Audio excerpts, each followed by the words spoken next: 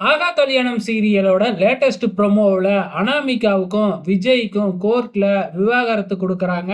அனாமிகா விவாகரத்துலாம் கொடுக்க முடியாது அப்படின்னு அடம் பிடிக்கிறாங்க. ஆனா விஜய் வந்து எனக்கு விவாகரத்து வேணும். என் குழந்தை அழகி பாப்பாவை இவ கொல்ல பார்த்திருக்கா. இவ கூட இருந்தா என் பாப்பாவுக்கு தான் வந்து உயிருக்கே ஆபத்து. இவ வந்து சரியில்லை அப்படின்னு சொல்லி விவாகரத்து கேட்கிறாப்புல. இல்ல அதுக்கெல்லாம் எந்த ஆதாரமும் இல்ல. நான் அழகி பாப்பாவெல்லாம் எதுவுமே பண்ணவே இல்ல. அப்படிங்கிற மாதிரி வந்து பாத்தீங்கன்னா அனாமிகா பொய் சொல்லிக்கிட்டு இருக்கிறாங்க. உடனே ஜட்ஜ் வந்து பாத்தீங்கன்னா இதுக்கெல்லாம் ஆதாரம் இருக்கா?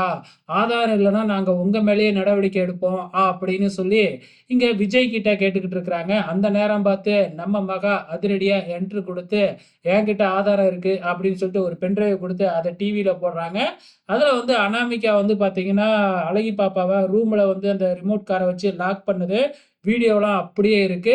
ஸோ இத பார்த்த நடுவர்கள் வந்து அனாமிகாவுக்கும், விஜய்க்கும் வந்து பார்த்தீங்கன்னா, டைவர்ஸ் குடுத்துர்றாங்க. ஸோ இதுக்கப்புறம் என்ன நடக்க போகுது அப்படிங்கிறது எனக்கு இப்பவே தெரிஞ்சு போச்சு. இப்ப பிரபாவோட கல்யாணத்த நிப்பாட்டுவேன் அப்படின்னு அனாமிகா சபதம் எடுக்குறாங்க இல்லையா? கண்டிப்பா கல்யாணமும் நடக்கும். ஆனா நம்ம பிரபா கழுத்துல தாலி கட்ட போறது நம்ம விஜயா இருக்க போறாரு. ஸோ வெயிட் பண்ணி பாருங்க என்ன நடக்குதுன்னு.